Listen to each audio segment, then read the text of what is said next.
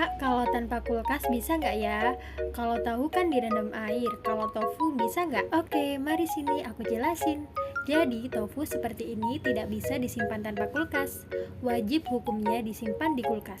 Suhu yang disarankan yaitu 2-7 derajat Celcius, yang mana suhu tersebut adalah suhu normal pada kulkas atau showcase. Jadi nggak bisa ya kalau hanya disimpan di rendaman air lalu diletakkan di suhu ruang. Takut nanti tofunya rusak, nggak bisa dikonsumsi deh. Semoga informasinya bermanfaat.